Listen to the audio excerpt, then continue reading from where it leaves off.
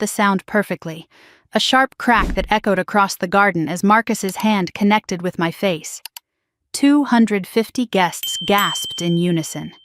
I stood there at the altar in my wedding dress, white veil now askew, tasting blood from my split lip.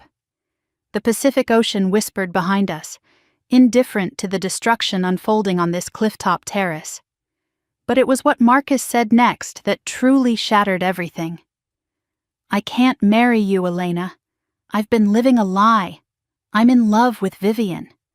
He turned to the front row, dropped to one knee before my younger sister, pulled out a different ring, bigger and flashier than the one he'd given me. "Vivian, will you marry me instead?" My sister covered her face with trembling hands, tears streaming down her cheeks. "We tried to fight it, Marcus," she whispered, loud enough for everyone to hear. "We really did." I scanned the crowd for shock, for sympathy, for outrage. Instead, I found something far worse. My mother dabbing her eyes with a handkerchief, but smiling. My father nodding slowly, approvingly. Aunts and uncles exchanging knowing glances like they were watching the finale of a show they'd already seen. They knew. They all knew. This wasn't Marcus's plan. This was a family execution. Something inside me didn't break. It unlocked. I caught my reflection in the massive ice sculpture behind the altar, the one shaped like intertwined hearts, and saw myself smiling. Not a broken smile, a dangerous one. They thought they'd orchestrated my destruction. They had no idea they'd just triggered mine. Everyone waited for me to collapse, to scream, to flee in humiliation like any normal bride would after being slapped and rejected in front of everyone she knew. The whispers started, building like waves before a storm. Someone in the back was already filming on their phone, but I stood perfectly still, hands steady, breathing even. 20 years of being this family's shock absorber had trained me well. I knew how to absorb pain without flinching, how to smile through devastation, how to make everyone else comfortable while I shattered quietly inside. Except this time, the stillness wasn't submission. It was calculation. My cheek throbbed where Marcus had struck me.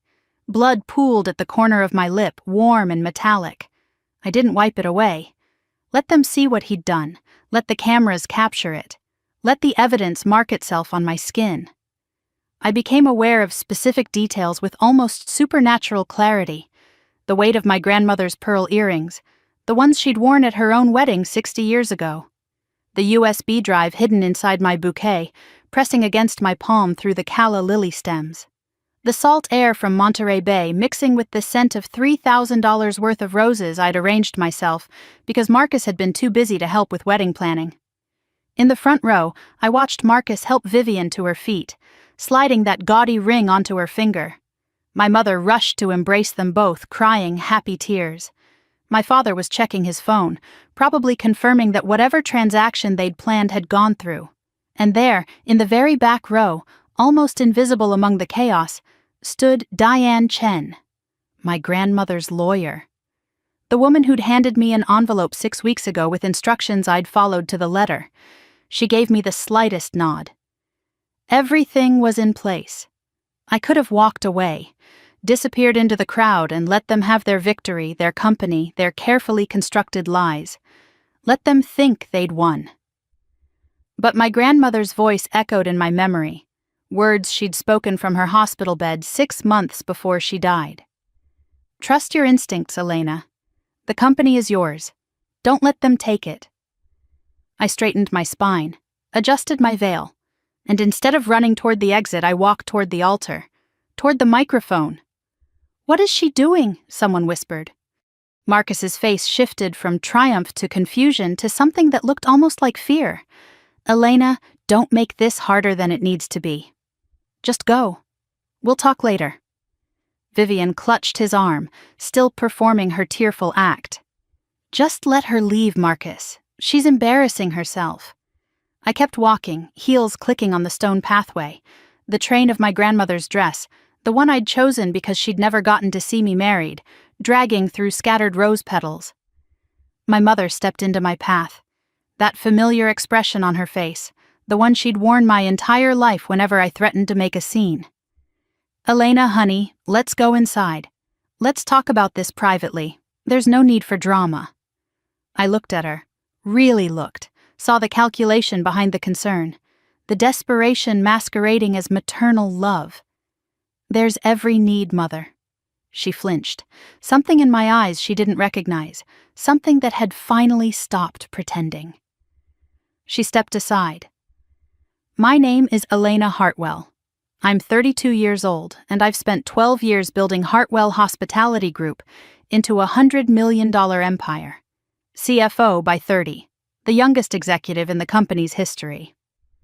I'd saved us from bankruptcy in 2012 when our competitors were folding. Negotiated the acquisition that doubled our portfolio in 2018. Turned this very resort, this clifftop property in Monterey where I was supposed to be married, into our crown jewel. And I was about to watch it all be stolen by the man I'd loved, and the family that had never loved me back. They didn't know I'd discovered Marcus's secret 6 weeks ago. The emails he'd been sending to Crestwood Holdings, our biggest competitor. The files he'd stolen, the hostile takeover he'd been orchestrating from inside my own bed. They didn't know about the gift deed my parents had signed this morning, transferring 51% of company shares to Marcus as a wedding present. Shares that would make the takeover complete the moment I said I do. They didn't know about my grandmother's failsafe. The emergency succession clause she'd buried in the company bylaws 30 years ago, waiting for exactly this moment, waiting for the day her family's betrayal would finally surface. They thought I was walking toward humiliation. They had no idea I was walking toward war. I stepped up to the altar.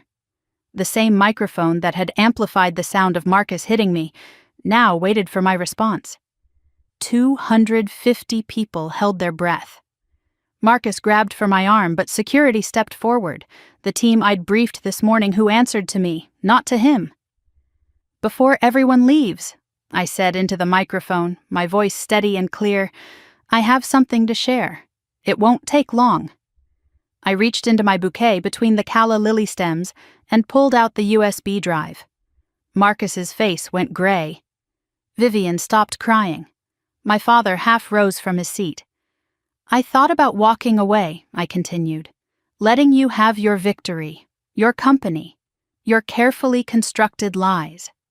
I plugged the USB into the resort's AV system. The screen behind the altar, the one that had been displaying our engagement photos, flickered. But then I remembered something my grandmother told me before she died. The screen came to life. The Crestwood Holdings logo appeared. An email header, Marcus's name in the sender field. The subject line visible to every guest, every camera, every witness. Hartwell acquisition, Phase 3 complete. 250 gasps, 250 phones rising to capture the screen. And Marcus, frozen at the altar, finally understanding that the trap had never been his. They wanted a wedding they'd never forget. I was about to give them one. But let me take you back. 3 months before that altar. Before I knew the full depth of their betrayal. Before I understood what I was truly fighting for.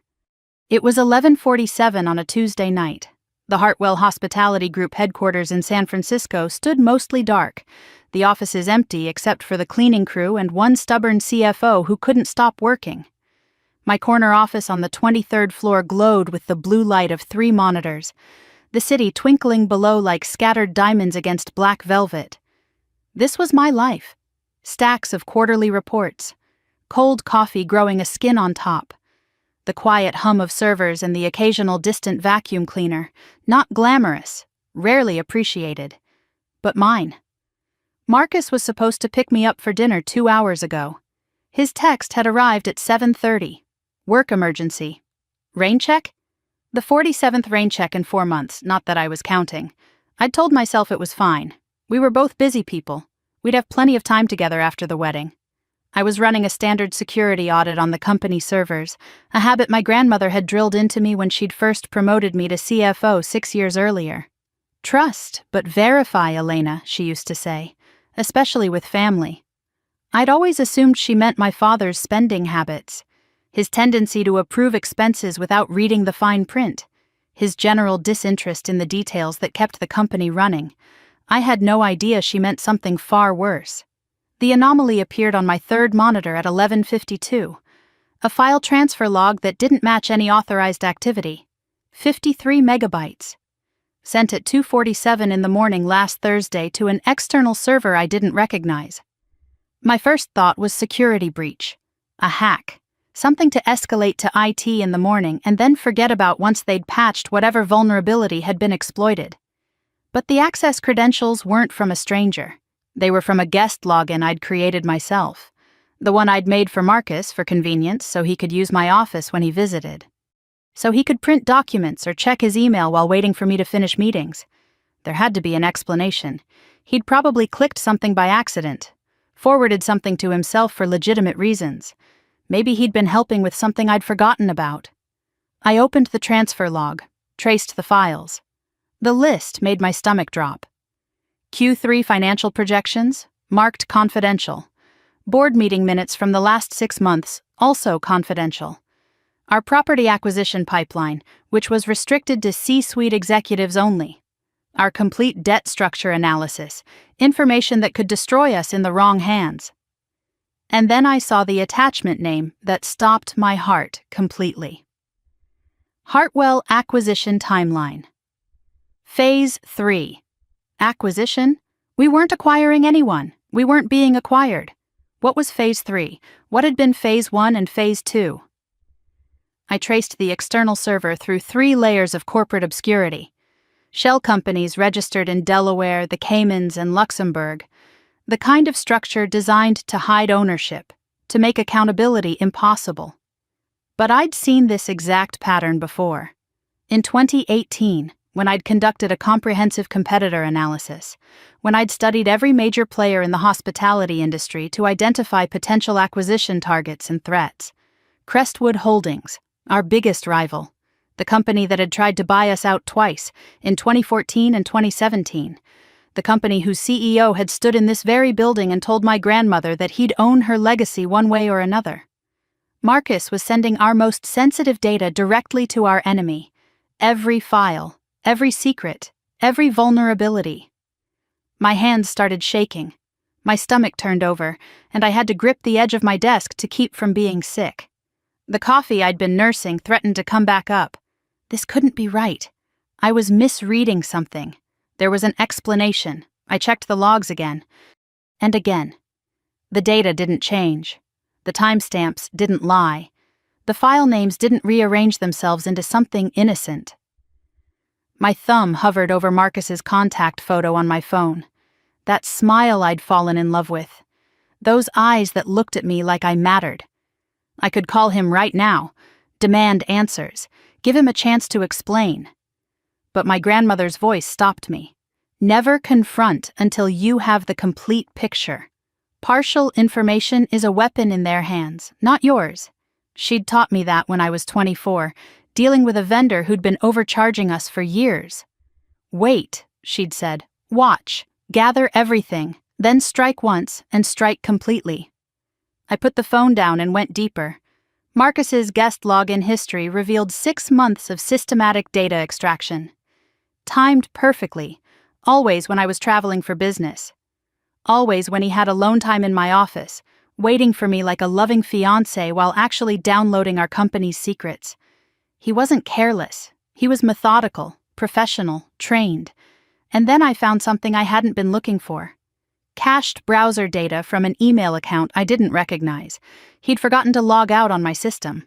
The inbox preview showed dozens of messages from someone identified only as V heart emojis, selfies, and one line that burned itself into my memory forever. Can't wait to be rid of her. Soon, baby. Phase 3 is almost complete. The timestamps went back 8 months. The photos left nothing to imagination. And the V, I realized with a sickening certainty, could only be one person. The only V in our social circle.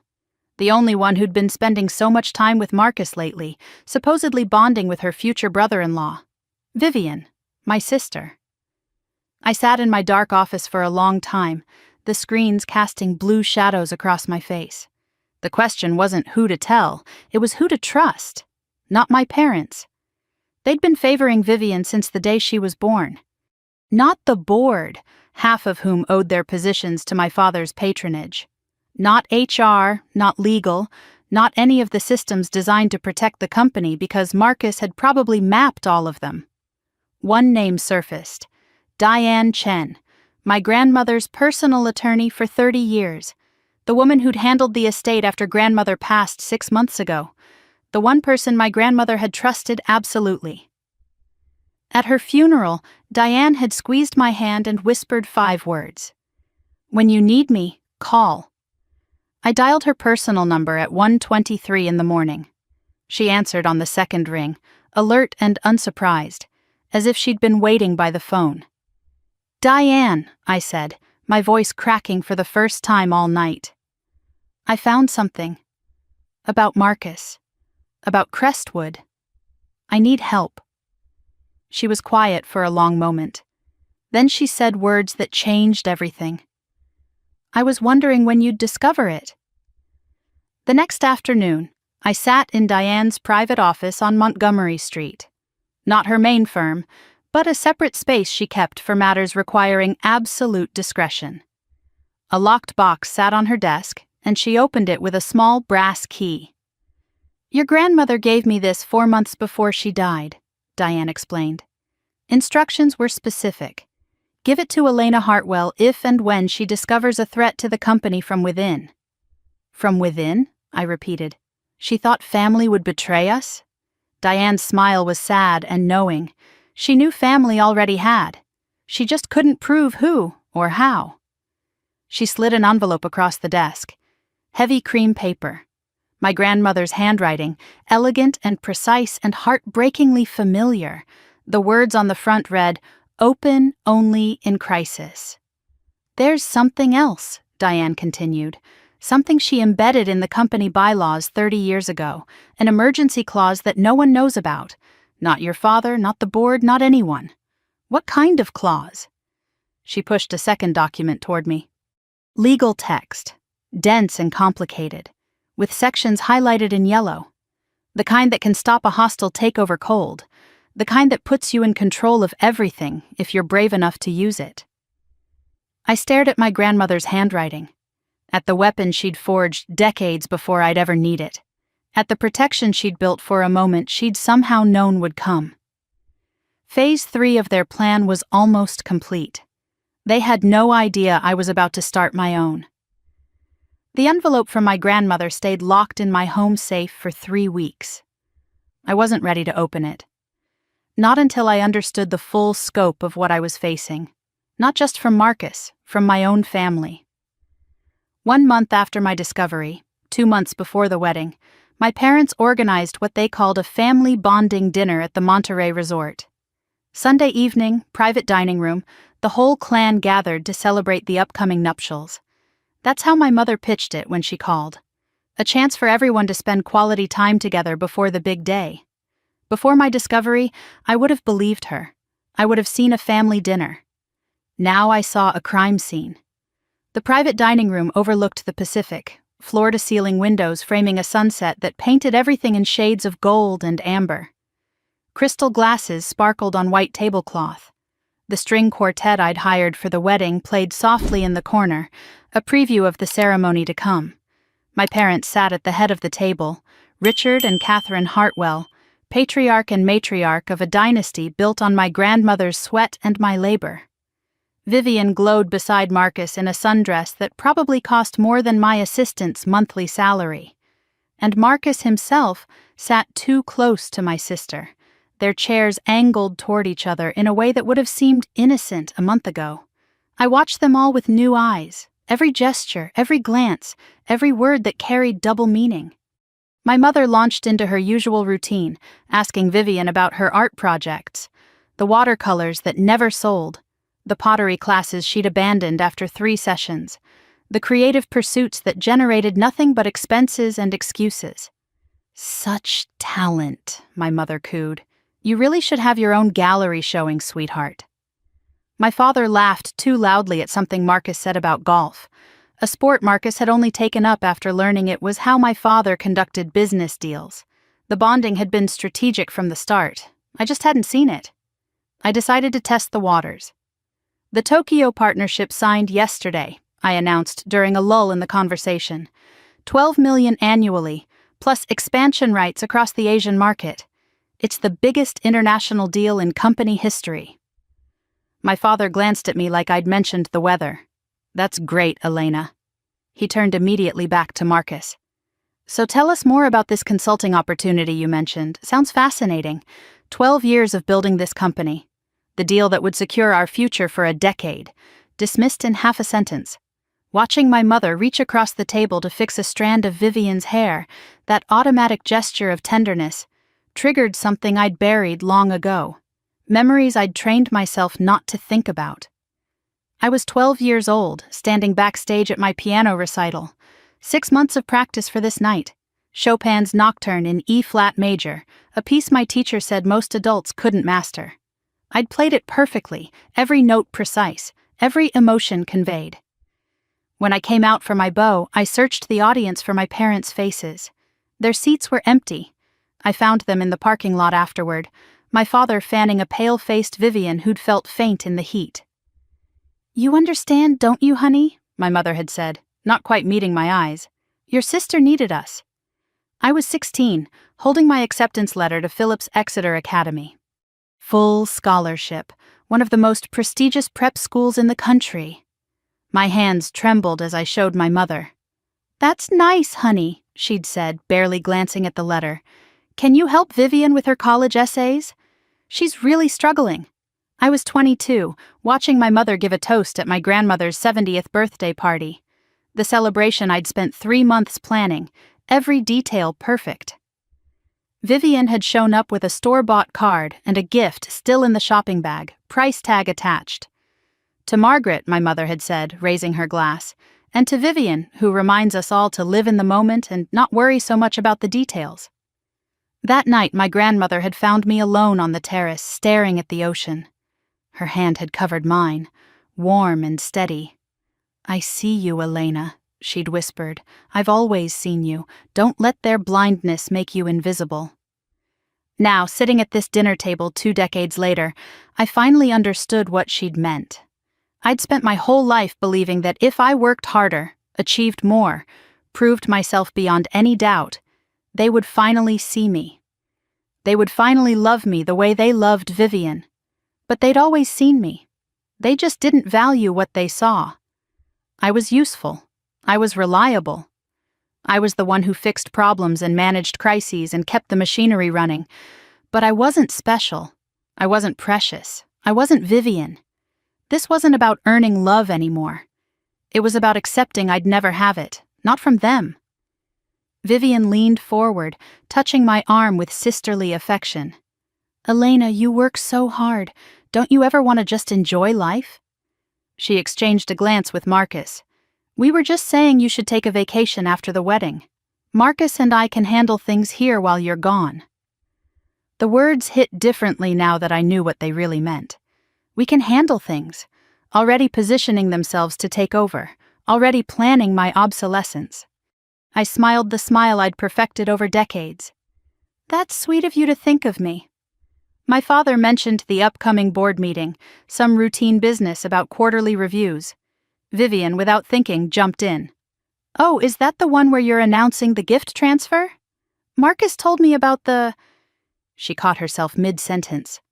Marcus's face went pale. My parents exchanged a look that lasted half a second too long. My mother recovered first. "Vivian, honey, that's not finalized yet. Let's not get ahead of ourselves." I kept my expression neutral. "Gift transfer?" My father waved dismissively. "Just some estate restructuring. Nothing you need to worry about, Elena. Your mother and I are handling it." Marcus leaned forward, his voice carefully casual. "Richard, Catherine, should we discuss this privately later?" I watched them all scramble to cover the slip. The gift deed. 51% of company shares, transferred to Marcus as a wedding present. I'd seen the draft in the files he'd sent to Crestwood. The document that would make him majority owner the moment we said our vows. My entire family was in on it.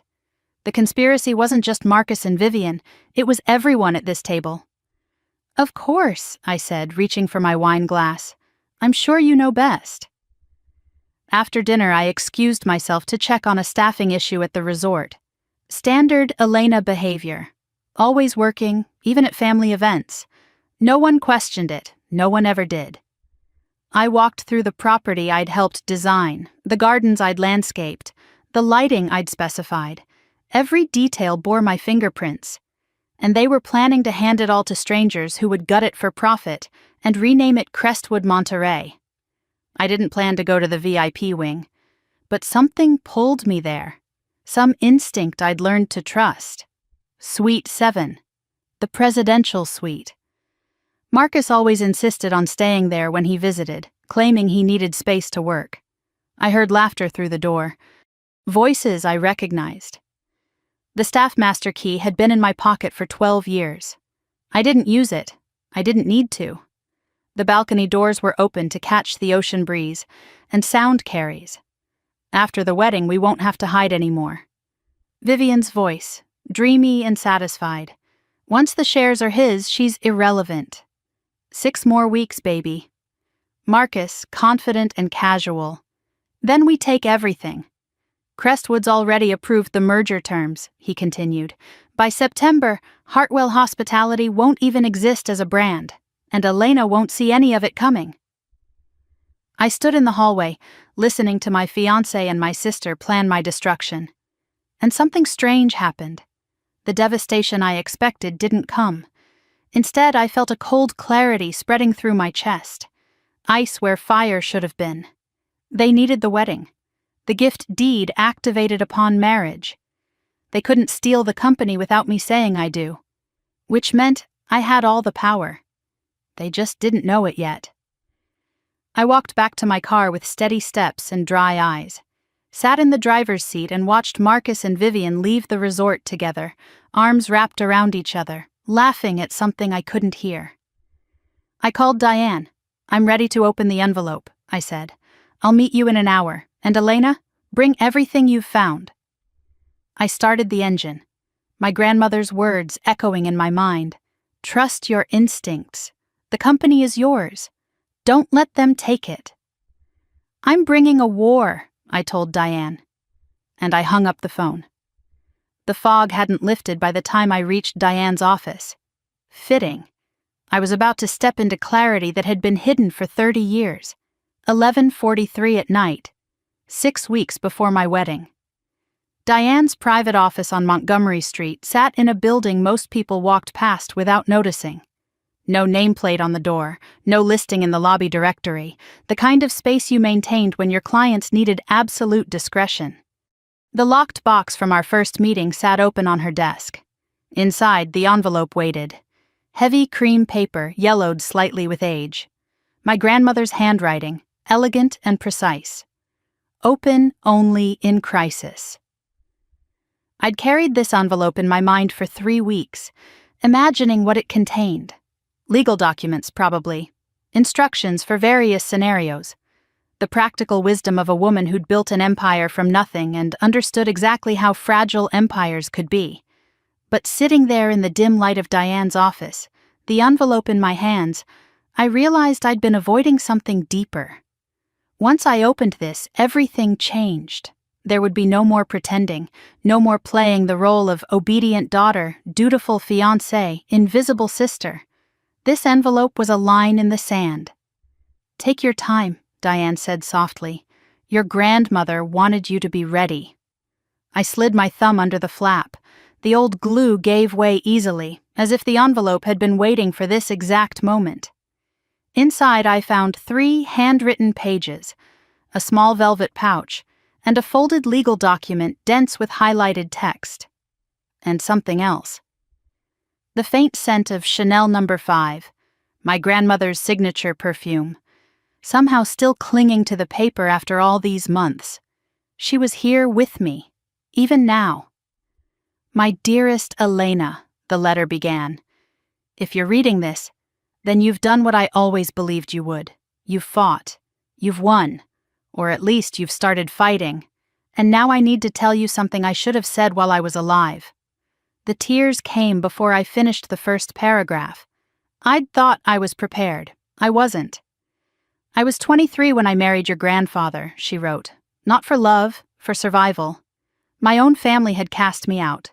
I was the eldest daughter, the responsible one, the one who questioned too much and obeyed too little. Sound familiar? I built Hartwell Hospitality because I had no other choice. No family to fall back on, no safety net. Just my own 2 hands and a stubbornness that everyone mistook for coldness. They called me the Ice Queen even back then. I took it as a compliment." The parallel between her story and mine made my chest ache. She'd been the forgotten daughter too, the one who worked while others were celebrated, the one who built while others inherited. "When your father was born," she continued, "I swore he would never feel unwanted the way I had. I gave him everything. Too much, I realize now. I created the very entitlement I'd fled from in my own family. And when he married Catherine, when Vivian was born, I watched the pattern repeat. The golden child, the invisible one, you.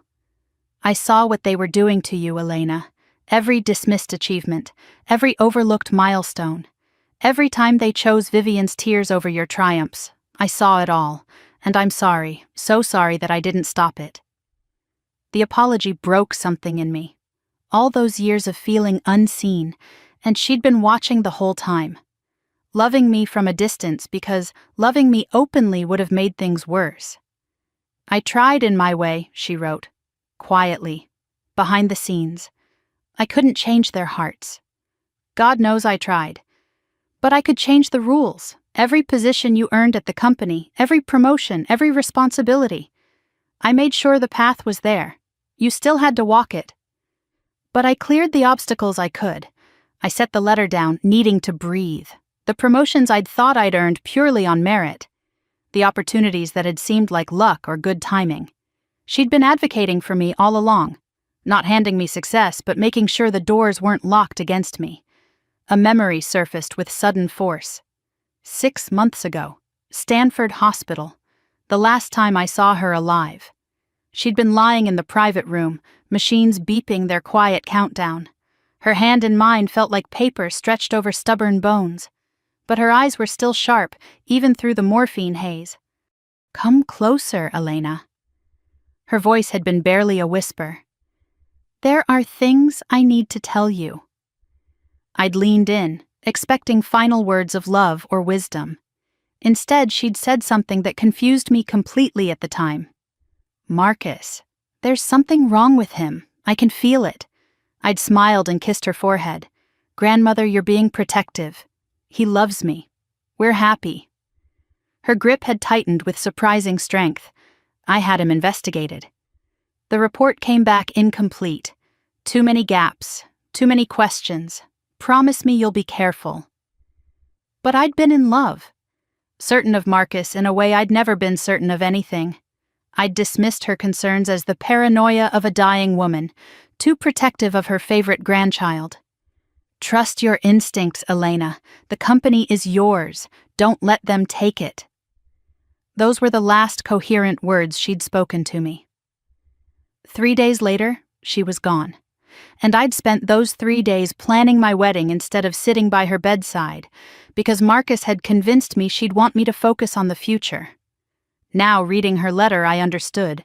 She'd tried to warn me, and I'd chosen Marcus over her final days. The guilt was crushing, but beneath it something else grew. Resolution. I would honor what she'd tried to protect. I would be worthy of the faith she'd placed in me. Diane watched me set the letter down. "There's more," she said gently. "The legal document." She walked me through it page by page. Section 7, subsection C of the company bylaws.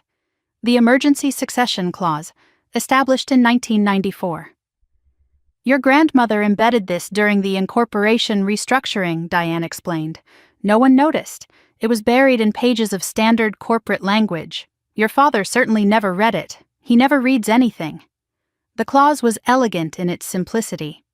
In the event of proven fraud, hostile takeover attempt, or breach of fiduciary duty by family members, the sitting chief financial officer could freeze all pending transactions and assume temporary control of the company pending board review.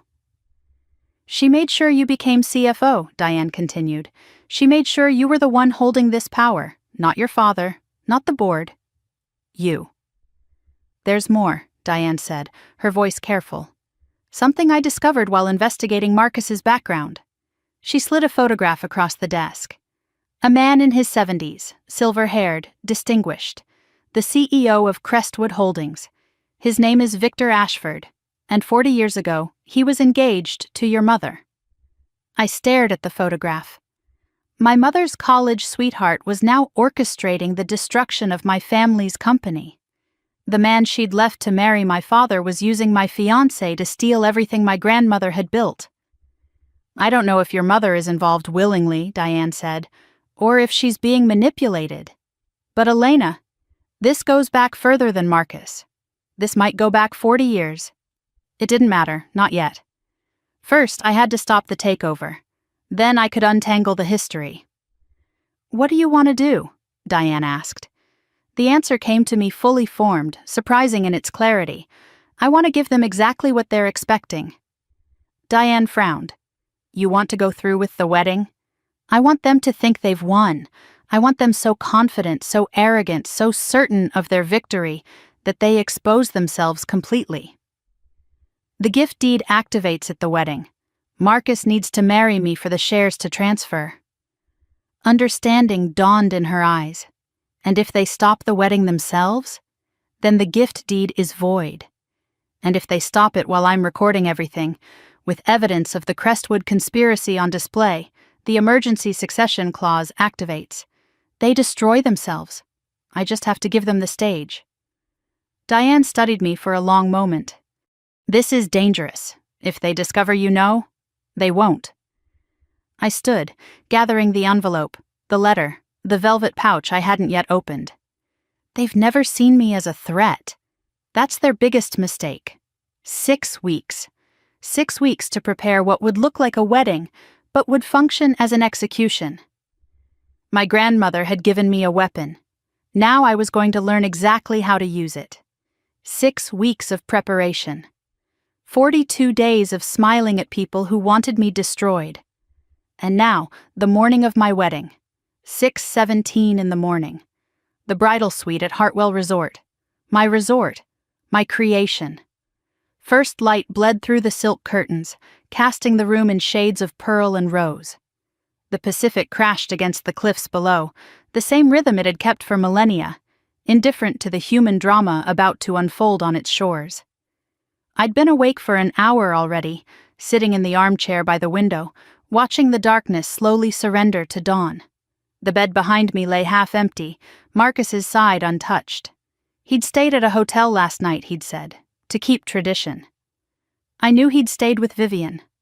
One last night together before they'd be free to stop hiding. They thought I didn't know. I was counting on it. My bridesmaids had offered to stay overnight, to keep me company, to pour champagne and giggle about wedding night nerves the way bridesmaids were supposed to. I'd declined. My mother had suggested a girls' morning, manicures and mimosas before the ceremony. I'd said I needed the time alone to center myself. The truth was simpler. This wasn't wedding preparation. This was battle preparation. And soldiers don't bring spectators to war.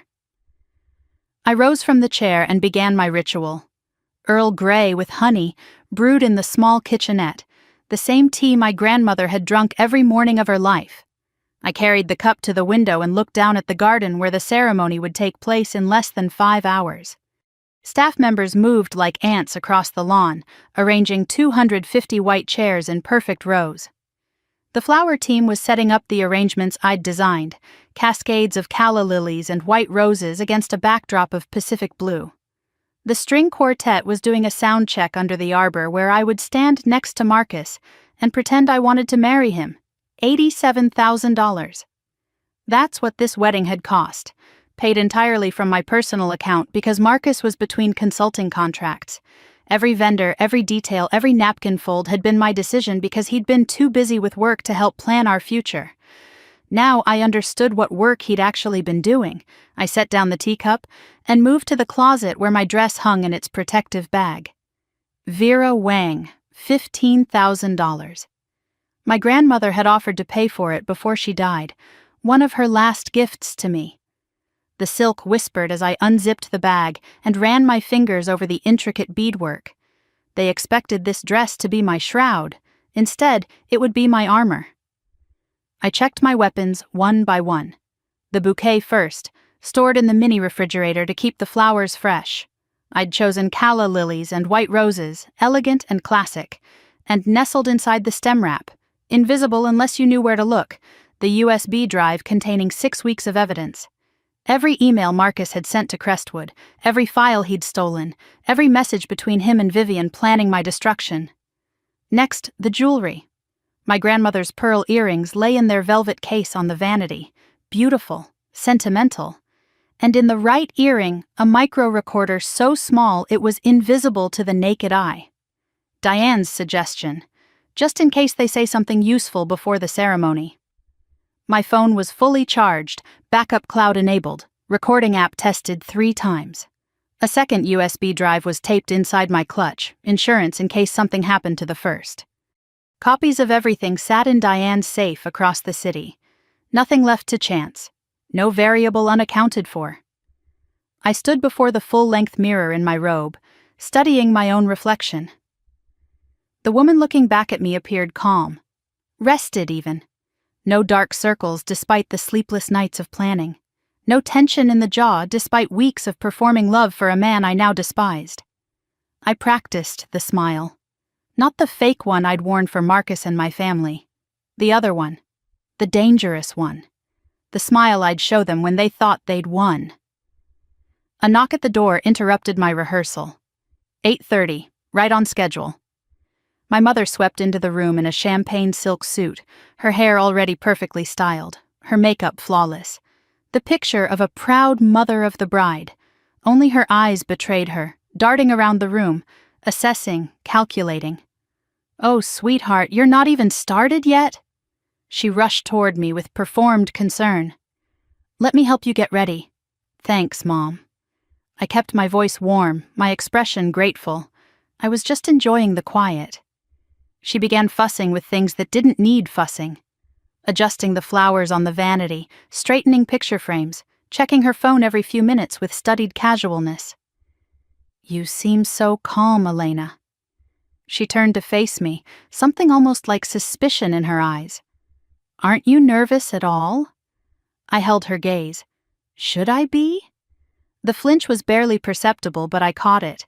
The slight widening of her eyes, the quick recovery. No, of course not. It's just most brides are bundles of nerves. You're so composed." I smiled my practiced smile. "I learned from the best, Mom. Nothing rattles a Hartwell woman." 9:15. Another knock, though this one didn't wait for permission to enter. Vivian burst through the door in her maid of honor dress, emerald green, a color she'd chosen herself over my mild objections. She was glowing with an energy that had nothing to do with wedding excitement.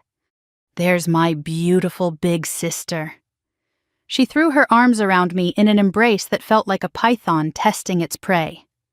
"Are you ready for the best day of your life?" The irony was almost too perfect. She meant those words sincerely, just not in the way she was pretending. "I've never been more ready," I said, returning the hug.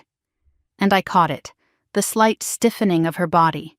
The guilt she couldn't quite suppress when she touched the sister she was about to betray. Over her shoulder, I watched my mother's reflection in the mirror.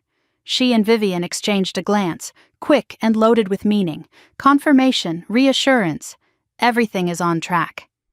Yes, I thought, it certainly is. They left after 20 minutes of chatter, ostensibly to check on the caterer. Really to coordinate with Marcus, to run through whatever final preparations their conspiracy required. The moment the door closed behind them, I felt my shoulders drop. The performance was exhausting. Every smile cost something. My phone buzzed, Diane's name on the screen, everything in place, legal team on standby. Board members I trust have been quietly briefed.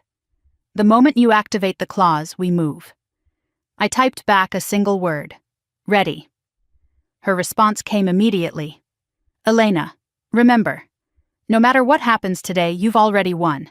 The evidence is secured. Even if something goes wrong at the ceremony, we have enough to stop them. I read the message twice. A safety net, a backup plan, the luxury of knowing I couldn't truly lose no matter how the next few hours played out. But something could still go wrong. Marcus might not go through with the public humiliation, though his arrogance and Crestwood's pressure made that unlikely. They might discover the recording devices, though the pearls looked completely normal. They might have planned something worse than I'd anticipated. The one variable I couldn't control was myself. When Marcus hit me, and I knew he would because the emails had discussed making it dramatic, would I maintain composure? Would I remember the plan? Would I smile through the blood and the shock and the humiliation of being struck in front of everyone I knew? I picked up my grandmother's earrings, held them in my palm, warm from the velvet case, smooth against my skin. I'm doing this for you, I whispered to the empty room. For everything you built. For every time you saw me when no one else did, I hope I made you proud. The next 2 hours passed in a blur of preparation, the dress sliding over my shoulders, the zipper closing like a declaration of war, the veil pinned into place, the same veil that would be knocked askew before the hour was out. I applied my own makeup, waterproof everything, not for happy tears. The earrings went on last. A tiny click as the recorder activated. I looked at myself in the mirror one final time. Not a bride. A warrior in silk and pearls. A woman about to burn her old life to the ground and build something better from the ashes. This is the last time I pretend, I told my reflection. After today, they see the real me, whether they like it or not. A knock at the door. My father's voice, muffled through the wood. Elena? It's time. Everyone's waiting. I picked up my bouquet, felt the USB drive press against my palm through the flower stems, took one last breath of the old Elena, the one who accommodated, who made herself small, who accepted crumbs and called them love. Coming, Dad. I opened the door and stepped into the hallway. The garden waited below, 250 guests, one altar, and a trap that had been 30 years in the making. They were waiting to destroy me.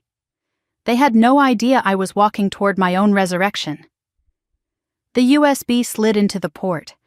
The resort's AV system hummed to life, the same system I'd designed 3 years ago when we renovated this property. The screen behind the altar flickered from the wedding slideshow, those carefully curated photos of Marcus and me looking happy, to something else entirely. 250 people fell silent. The kind of silence that presses against your eardrums. The Crestwood Holdings logo appeared first, corporate letterhead, professional, damning. Then the email header materialized, crisp and clear on the 12-foot screen, from Marcus Thorne to Victor Ashford, CEO Crestwood Holdings. Subject line, Hartwell Acquisition Phase 3 Status Update. I watched the realization spread through the crowd like a wave. Confused murmurs became gasps. Gasps became stunned silence. Every phone in the garden rose simultaneously, recording the evidence, capturing the moment, documenting the destruction of the man who'd just slapped me at our wedding. Someone in the back shouted, "What is this? What's happening?" I didn't answer. I let the emails speak for themselves. The screen scrolled to the next message. Board meeting confirmed the expansion. Hartwell is overextended. Perfect timing for hostile acquisition. Then another. Elena suspects nothing. She's too focused on wedding planning. By the time she realizes what's happened, the merger will be complete. And another. Once the shares transfer through the gift deed, we move to Phase 4. Complete dissolution of the Hartwell brand. Crestwood Monterey has a nice ring to it, don't you think? Marcus lunged toward the screen.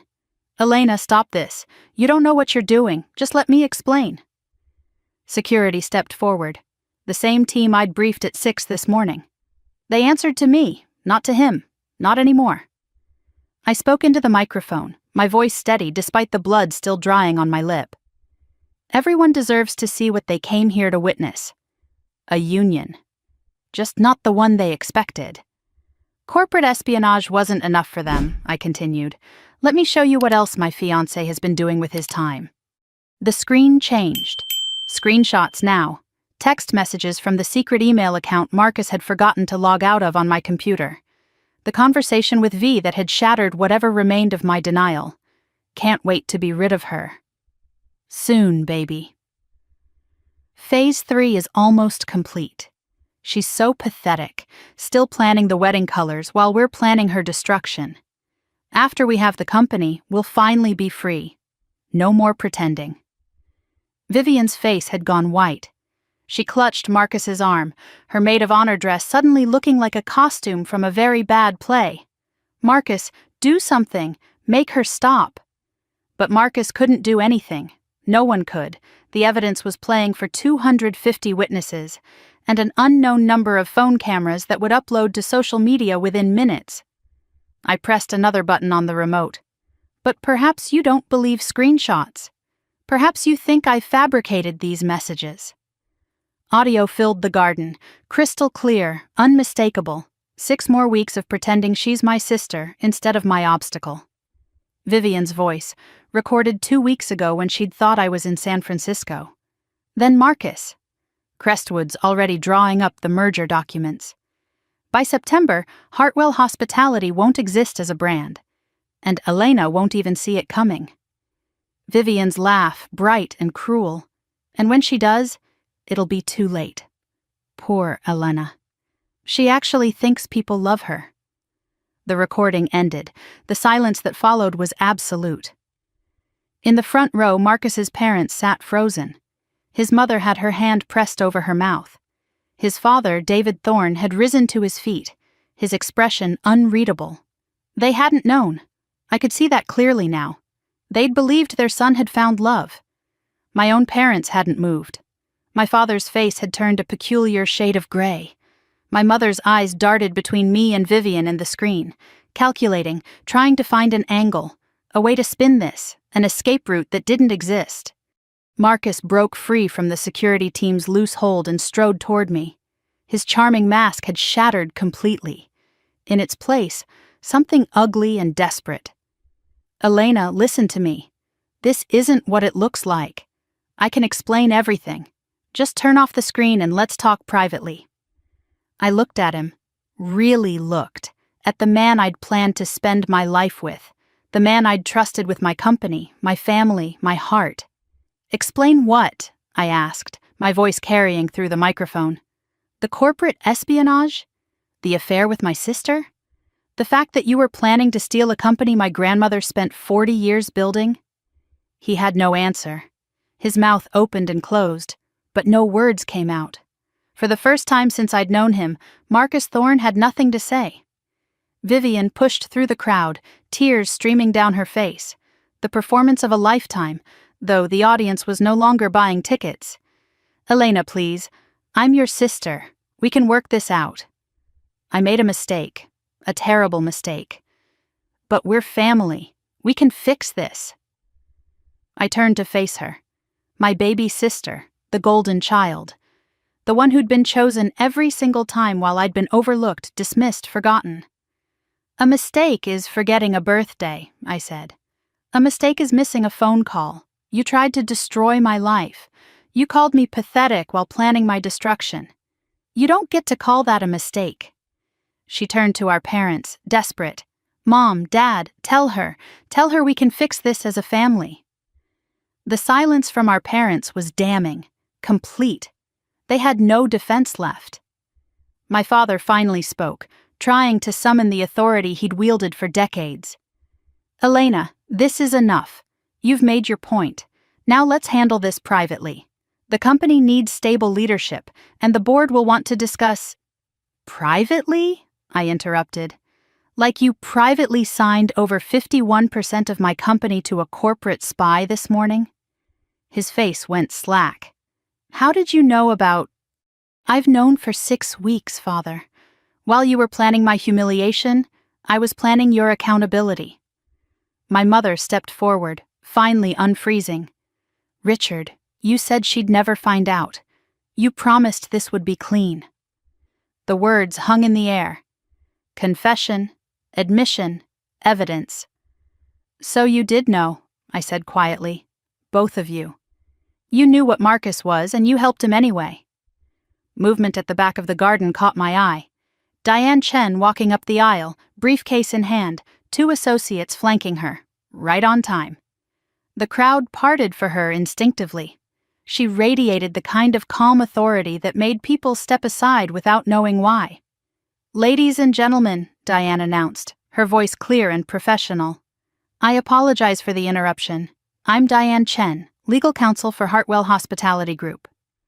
She held up a document, thick with highlighted sections and legal seals. Pursuant to Section 7, subsection C of the company bylaws, the emergency succession clause established in 1994, I am here to witness the activation of emergency protocols. Evidence of external hostile takeover conspiracy and fiduciary breach by family members has been established and documented. Marcus's face drained of all remaining color. He recognized Diane. He'd seen her at the office, knew she'd been my grandmother's lawyer, and now he understood what that meant. I stepped forward, my voice carrying across the silent garden. As Chief Financial Officer of Hartwell Hospitality Group, I hereby invoke the Emergency Succession Clause. All pending transactions are frozen effective immediately. This includes the gift deed signed this morning by Richard and Catherine Hartwell, transferring 51% of company shares to Marcus Thorne. Diane nodded, making notes. For the record, the gift deed is hereby voided. The transfer never occurred. Mr. Thorne has no ownership stake in Hartwell Hospitality Group. My father's voice cracked. Elena, you can't do this. I met his eyes. I just did. Marcus stumbled backward, the reality finally hitting him. You planned this. From the beginning, you knew what we were doing, and you let us— I let you dig your own grave, I said. You were very thorough, I'll give you that. His face contorted. The slap. You wanted me to hit you. You needed it to happen in front of everyone. I smiled. The dangerous smile. The one I'd practiced in the mirror. You gave me the perfect opening. Public assault, in front of 250 witnesses, right before committing corporate fraud. Thank you, Marcus. I couldn't have done this without you. Security moved in, not to restrain him exactly, but to make clear he wouldn't be leaving on his own terms. In the back, I could see board members already on their phones, investors talking urgently with their assistants, the machinery of business grinding into action. Vivian had collapsed into a chair, her emerald dress pooling around her. She wasn't crying anymore, just staring at nothing, processing the magnitude of what had just happened.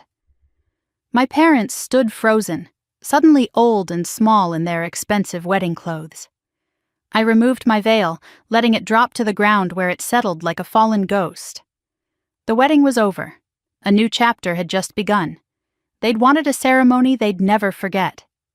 I'd given them an execution they'd never outlive. I walked away from the altar, not as a bride, not as a victim, as the new head of Hartwell Hospitality Group. And I didn't look back. 2 hours. That's how long it took for a 30-year conspiracy to completely unravel. 1:47 in the afternoon. The wedding that wasn't had become the scandal that would be remembered for decades. The garden where I'd been slapped, proposed to by proxy and publicly humiliated, had transformed into something unrecognizable. White chairs lay overturned across the lawn. Champagne glasses sat abandoned on tables, bubbles long gone flat. The altar where my life had shattered stood empty, surrounded by security personnel and a growing crowd of lawyers.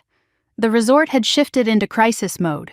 Phones rang constantly at the front desk. Staff rushed between floors carrying documents, fielding calls, trying to manage the unmanageable. Guests who'd come for a wedding were checking out early, not wanting their names associated with what the media was already calling the Hartwell wedding scandal. News vans had appeared in the parking lot within 40 minutes of the ceremony's spectacular end. Photographers clustered at the gates, telephoto lenses pointed at anyone entering or leaving. Someone had leaked the video, or maybe everyone had leaked it. By now the footage of Marcus slapping me, proposing to Vivian and then being exposed as a corporate spy had probably circled the globe twice. I moved through the chaos like a general surveying a battlefield, issuing orders, delegating tasks, managing the crisis I'd deliberately created. On the outside I was controlled, efficient, commanding. On the inside something unnamed waited to break free. But not yet, not until the work was done. The staff looked at me differently now. Not as the CEO's daughter, not as the reliable one who handled problems quietly, as the woman who'd just seized control of everything. I didn't plan to see Marcus again, but something pulled me toward the security office where they were holding him. Closure, perhaps, or just the satisfaction of watching him understand what had happened. The security office was a small room near the service entrance, designed for dealing with drunk guests or minor disturbances. Marcus sat in a plastic chair, 2 guards at the door, his tuxedo rumpled and stained with what looked like champagne someone had thrown at him during the chaos. His golden boy facade had completely shattered. He looked up when I entered. His eyes were red, his hands shook. The confidence that had charmed me for 2 years, that had convinced me I was loved, that had made me blind to what should have been obvious, was gone. "You planned this all along." His voice came out raw and broken.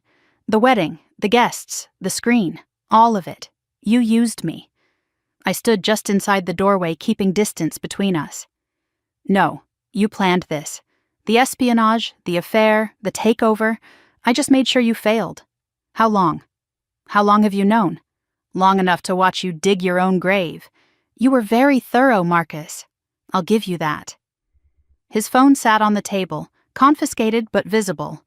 Notifications kept flashing across the screen. I could read some of them from where I stood. Crestwood Holdings' legal department. Messages marked urgent. They're denying everything. His voice cracked.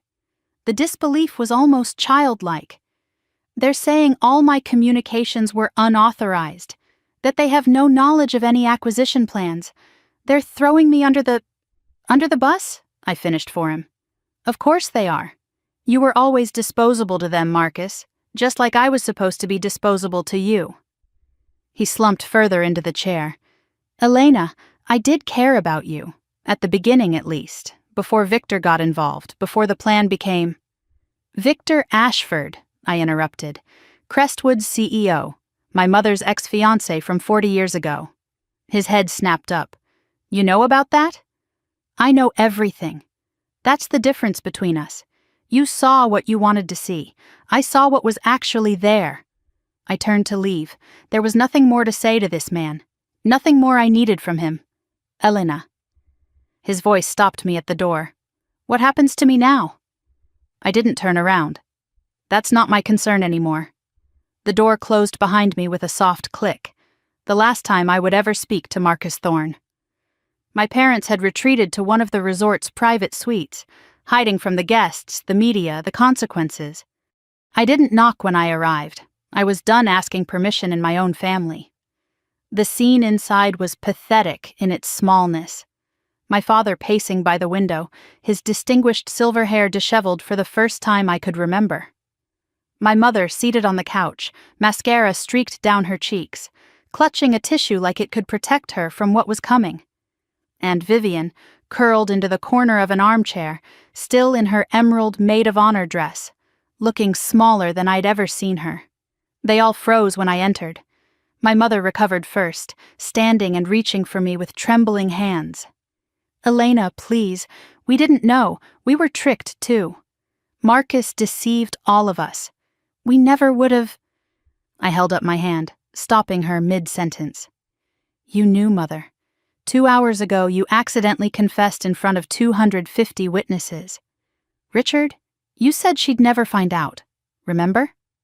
She flinched like I'd struck her. "I meant that I didn't know the extent.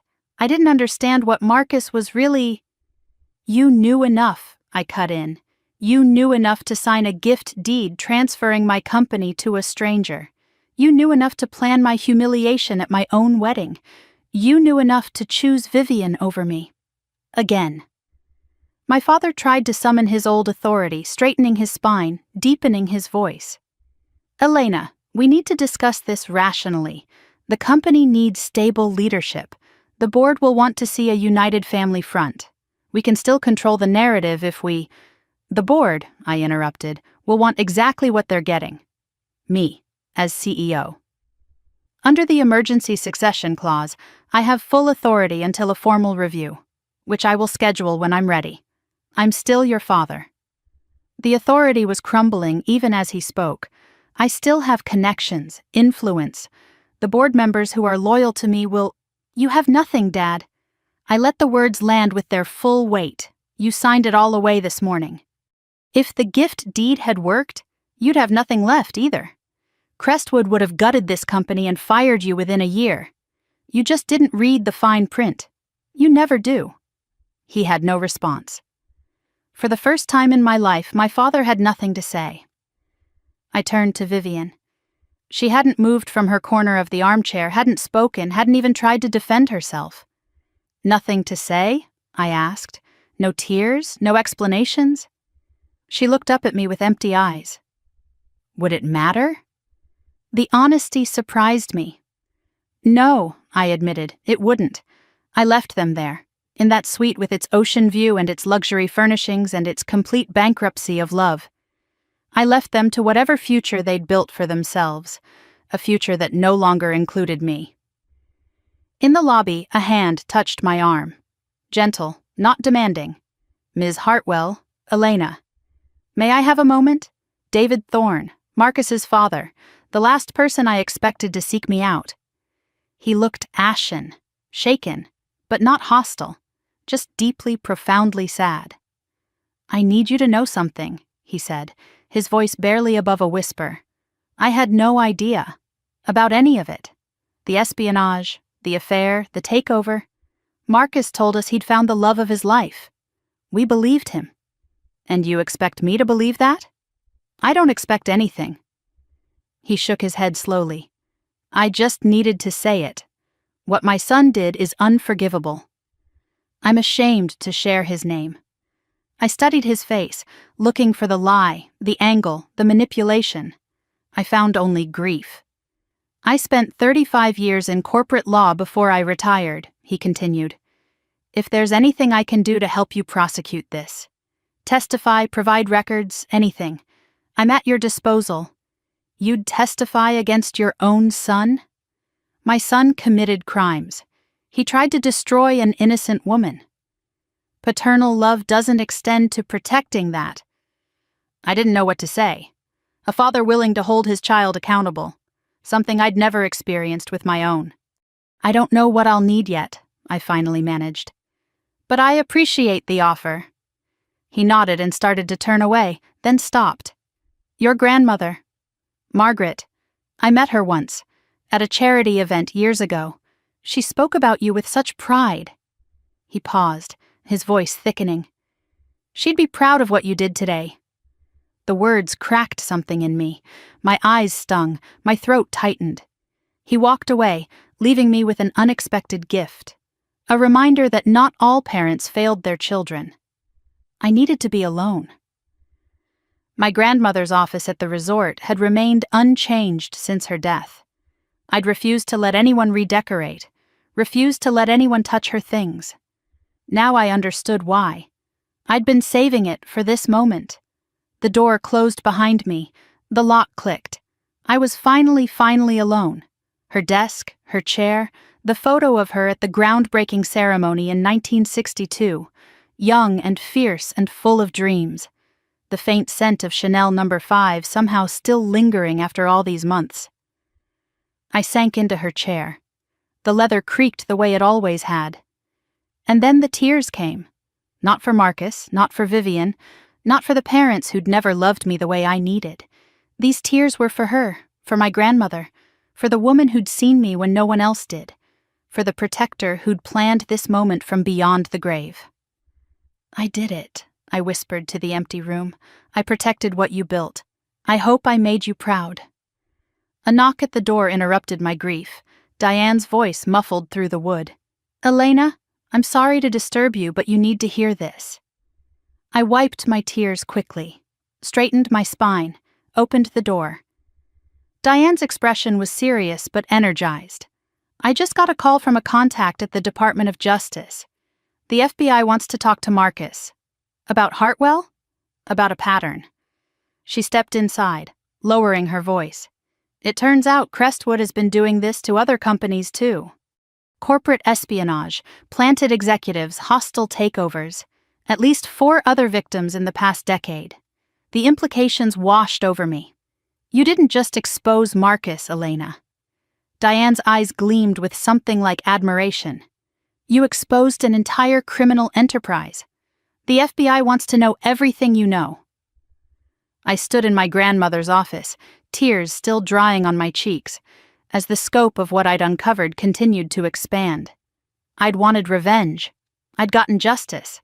And apparently I'd just started something much bigger than myself. 2 weeks. In 2 weeks, the man who'd planned to steal my company was explaining himself to federal investigators. 14 days after the wedding, that wasn't. The news cycle had moved on to other scandals, other outrages, other entertainment. But the legal machinery was just getting started, grinding forward with the slow inevitability of justice. I watched the footage from my office at Hartwell Hospitality headquarters. Marcus Thorne in handcuffs. The perp walk from the FBI field office to a waiting vehicle. His face gaunt, his expensive suit replaced by the rumpled clothes of a man who'd been answering questions for hours. The charming smile that had fooled me for 2 years was nowhere to be seen. The charges scrolled across the bottom of the screen. Wire fraud, corporate espionage, conspiracy to commit securities fraud, each count carrying years of federal prison time.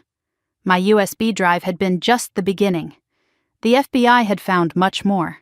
Offshore accounts in the Caymans and Switzerland, encrypted communications with Crestwood executives spanning 7 years, a pattern of infiltration and theft stretching across 4 other companies before Hartwell, hundreds of millions of dollars in stolen intellectual property and manipulated stock prices. I'd expected to feel satisfaction watching him shuffle toward that car, cameras flashing, reporters shouting questions he couldn't answer. Instead, I felt something closer to exhaustion. This wasn't a victory to celebrate. It was a cancer finally being excised, necessary but not joyful. The media had given me a new nickname, the Ice Queen of Monterey. Some tabloid had coined it, meant as an insult, painting me as cold and calculating for exposing my fiancé at our wedding. I took it as a compliment. Cold had saved my company. Cold had protected my grandmother's legacy. Warm had almost destroyed everything. The intercom on my desk buzzed. "Ms. Hartwell, there's a call from someone who says she's your sister. She's been trying to reach you for 3 days. 3 days of declined calls, blocked numbers, emails sent straight to trash." Something made me pause this time. Put her through. The line clicked. Vivian's voice came through, hoarse and desperate. Nothing like the confident golden child who'd stood beside Marcus at my altar. "Elena, please." "The FBI subpoenaed me. They're saying I could be charged as an accomplice. I didn't know about the espionage, I swear. I just fell in love with him. That's all it was. I made a mistake." I let her words hang in the silence. Let her feel the weight of asking me for help.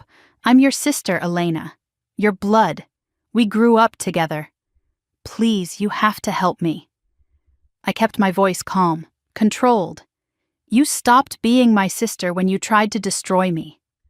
Her gasp was audible through the phone, the genuine shock of someone who'd never expected to hear the word no. "I made a mistake," she tried again. "A terrible mistake. But we're family. Family forgives. Family helps each other. Family protects each other," I corrected her. "Family doesn't conspire to humiliate each other at their own wedding. Family doesn't call each other pathetic and irrelevant and obstacle. Those were your words, Vivian, your voice, played for 250 people. You can't unsay them. Elena, I'm begging you." Her voice broke into sobs. "I'll lose everything. My reputation, my freedom, my whole life is falling apart. You should have thought about that before you tried to take mine." I hung up, gently, no slam, no drama. Just the quiet click of a door closing permanently. My hands were steady, my heart was calm. The guilt I'd expected to feel never came. 3 days later, I stood at the head of the boardroom table on the 24th floor. Floor-to-ceiling windows framed the San Francisco skyline, the city gleaming in afternoon light. 12 board members sat in leather chairs around the polished table. Diane Chen occupied the legal counsel position. 2 chairs sat empty. My father's and mother's. The motion was read aloud. All in favor of confirming Elena Hartwell as permanent Chief Executive Officer of Hartwell Hospitality Group, replacing interim emergency authority with full executive powers. 12 hands rose. 12-0, unanimous. The weight of it settled over me. Not just a job title, a legacy. My grandmother's company, officially in my hands. "Thank you for your confidence," I said. "I won't let you down. I won't let her down." Everyone in the room understood who I meant. Diane stood to address the second motion. "There's additional business. The matter of board composition following recent events." She read from the prepared document. "All in favor of removing Richard and Catherine Hartwell from the board of directors, effective immediately, citing conflict of interest and breach of fiduciary duty." 12 hands rose again. 12-0. I'd expected to feel something. Guilt, perhaps, for stripping my parents of their positions. Grief for the family I was officially dismantling. Instead, I felt only relief. A tumor removed. A wound finally able to heal. Board members approached me afterward. Handshakes, congratulations. Several admitted they'd suspected my parents' mismanagement for years, but lacked the evidence or authority to act. One board member, a woman my grandmother's age who'd served since the 1990s, pulled me aside. "Your grandmother lobbied for years to limit your father's influence," she confided. "We thought she was being paranoid. Turns out she was being prescient. I wasn't the only one grandmother had been protecting. She'd been fighting battles I'd never seen." The letter arrived 3 days later, no return address, but the postmark was from a federal detention facility. Marcus's handwriting on the envelope, the same handwriting I'd seen on birthday cards and love notes and a prenup he'd never actually read. I sat in my living room, the letter in my hands. Part of me wanted to throw it away unopened. Another part needed to know what he could possibly say. I slit the envelope. "Dear Elena," it began, "I know you have every reason to hate me, but I need you to understand something. I did love you, in my own way. At the beginning, at least, before Victor pulled me into this. Before the plan became bigger than both of us." I skimmed the pages. Excuses, justifications. Blaming Victor Ashford for corrupting him. Blaming Crestwood's pressure for forcing his hand. Blaming everyone and everything except himself. The manipulation came near the end. If you could find it in your heart to speak on my behalf at sentencing, your word could make a difference. You could tell them I wasn't the mastermind. You could explain that I was just a pawn in something much larger. I walked to the fireplace, struck a match. The paper caught immediately, edges curling, words blackening, his pleas turning to ash. I didn't finish reading. I didn't need to. Whatever truth or lies those pages contained, they were no longer my concern. I watched the flames die. The ashes settled. Not just burning a letter, burning the last thread connecting me to the life I'd almost lost. The doorbell rang 3 evenings later. I wasn't expecting anyone. My father stood on the doorstep. Richard Hartwell, former patriarch of the family dynasty, looked smaller than I'd ever seen him. His suit was rumpled, his silver hair uncombed. He'd aged a decade in 2 weeks. I didn't open the door fully. Just enough to see him. Just enough for him to know he wasn't welcome inside. "I'm not here to make excuses," he said. His voice had lost its commanding quality, or ask forgiveness. I know I don't deserve either. I waited, giving him nothing. Your grandmother gave me something, years ago, made me promise to give it to you if things turned out this way. What do you mean this way? If you won. His eyes dropped to the ground. If you defeated us. He reached into his jacket and pulled out an envelope. Old, yellowed, my grandmother's handwriting unmistakable across the front. For Elena. After the victory. She knew Elena. His voice cracked. She knew this would happen someday.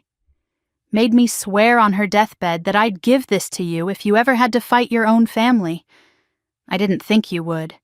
I never imagined it would come to this. A tear slid down his weathered cheek. I'm sorry.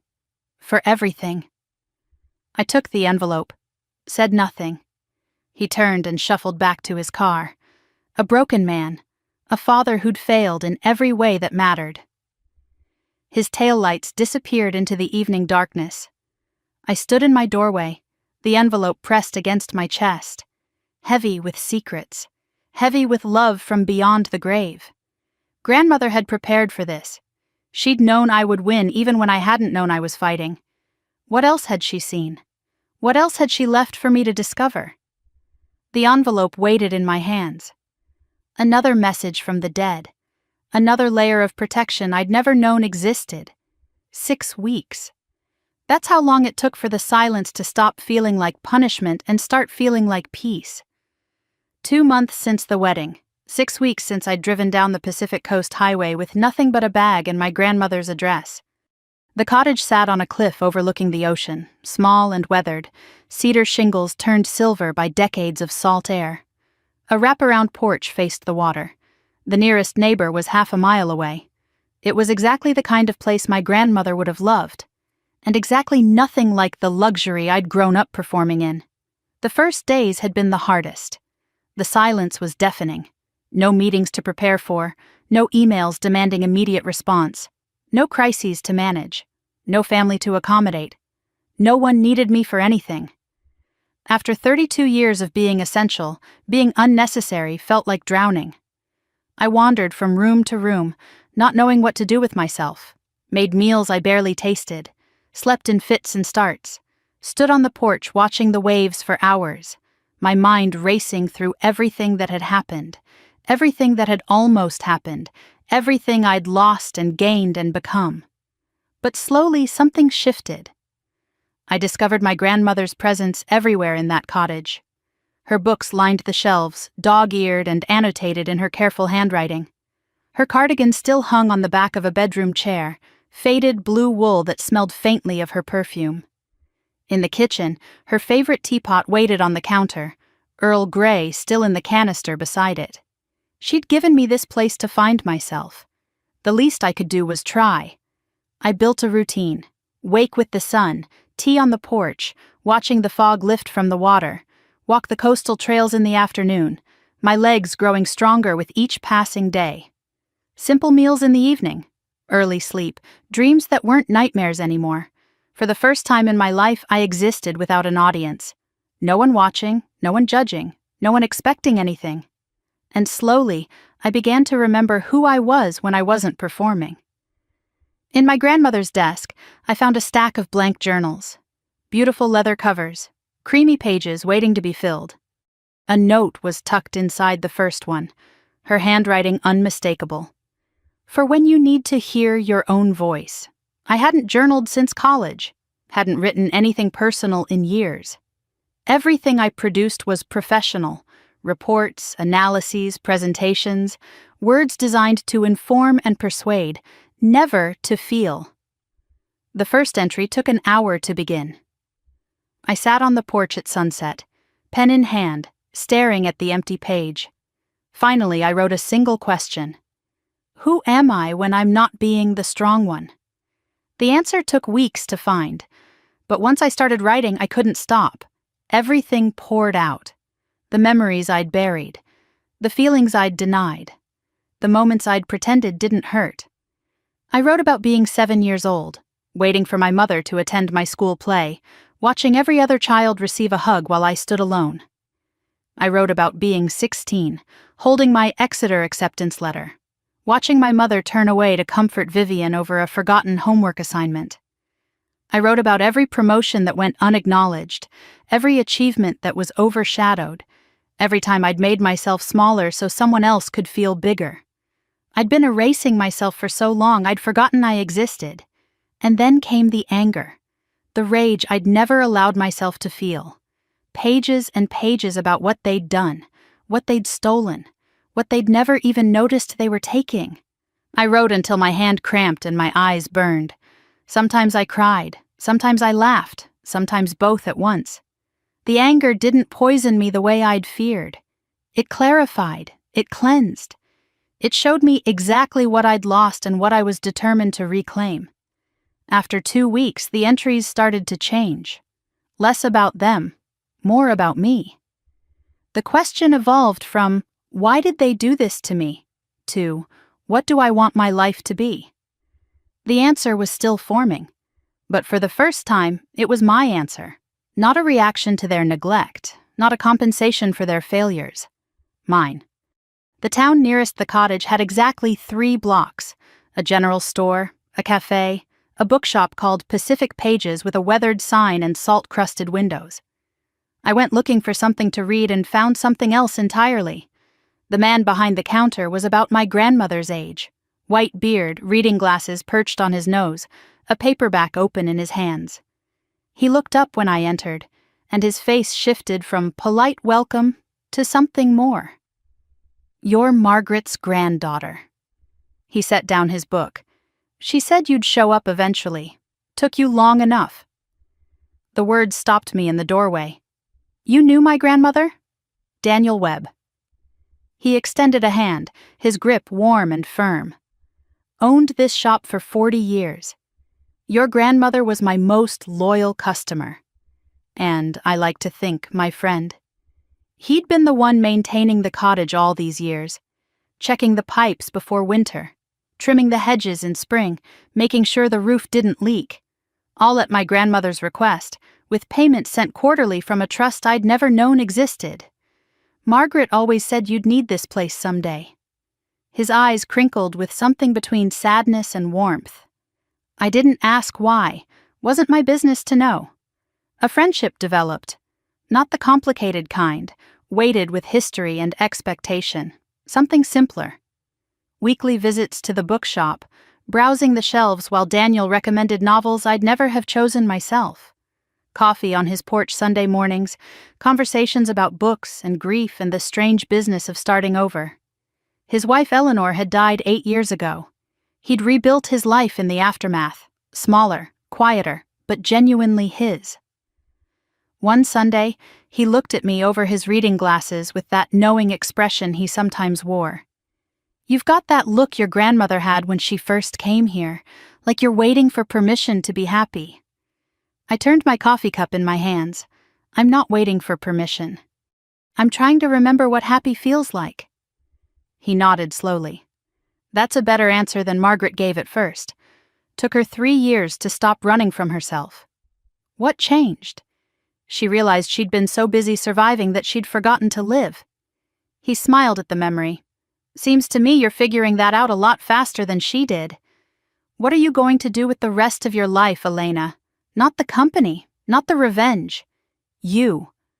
The question caught me off guard, but the answer came easily, surprising in its simplicity. I'm going to live it. For myself, finally. Daniel's smile widened. Margaret would like that answer. News from the outside world arrived in fragments. A text from Diane. "Marcus Thorne pleads guilty. 8 years federal prison." He'd taken a deal. Testified against Crestwood in exchange for a reduced sentence. Victor Ashford, the CEO who'd orchestrated everything, was now under investigation himself. I read the headline, waited for satisfaction to arrive. It didn't. Just a quiet acknowledgement. A chapter closed. A problem solved. Marcus had become irrelevant to my story. His fate no longer mattered to me. Another update a week later. Vivian had avoided criminal charges by cooperating with the FBI, testified that she hadn't known about the corporate espionage, only the affair. She'd moved to Florida, changed her name, started over somewhere no one knew the Hartwell scandal. I felt nothing. No satisfaction, no forgiveness, just absence. She'd removed herself from my life. That was enough. A letter arrived, forwarded from my San Francisco address. My mother's handwriting on the envelope. 4 pages of apology and explanation and justification. I know I failed you. I know I chose Vivian too many times. But I'm your mother, Elena. Doesn't that count for something? I read it once, folded it carefully, placed it in a drawer. No reply, not because of anger, because I wasn't ready. And I was done doing things before I was ready. Some questions didn't need immediate answers. Some could simply be held. The call came on a Tuesday evening, 6 weeks into my retreat. I was on the porch, journal in my lap, watching the sunset paint the clouds in shades of fire. The first genuine contentment I'd felt in years. Diane's name on the screen. She only called when it mattered.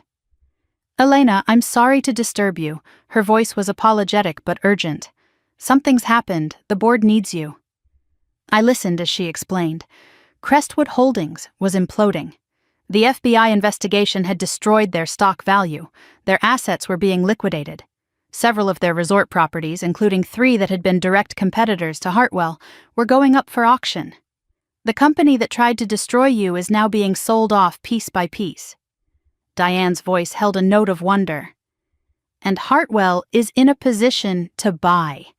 But the board won't move without you. This is too big a decision for anyone else to make. I looked out at the ocean. The waves kept their eternal rhythm, unconcerned with corporate acquisitions and family legacies. I know you needed this time, Diane continued. And you can take more if you want. But Elena, this is your grandmother's legacy. This is the company she built. And now you have a chance to make it bigger than she ever imagined. I'd come here broken. I was leaving not fixed, but healing. Not complete, but becoming. Running the company wasn't running away from myself. It was honoring what I'd built, what she'd built. Schedule the meeting. I'll be there Monday. I packed my bag that evening. The journal went inside, filled with 6 weeks of excavation and discovery. The sapphire ring stayed on my finger. The cottage would wait for my return. Because now I knew something I hadn't known before. I could leave and come back. I could lead and still heal. I didn't have to choose. They'd tried to destroy Hartwell Hospitality by infiltrating it. Now I was going to build it on the ashes of their failure. Grandmother would have appreciated the irony. 6 months. In 6 months, I'd gone from almost losing everything to owning pieces of the company that tried to destroy me. My office at Hartwell Hospitality headquarters looked different now.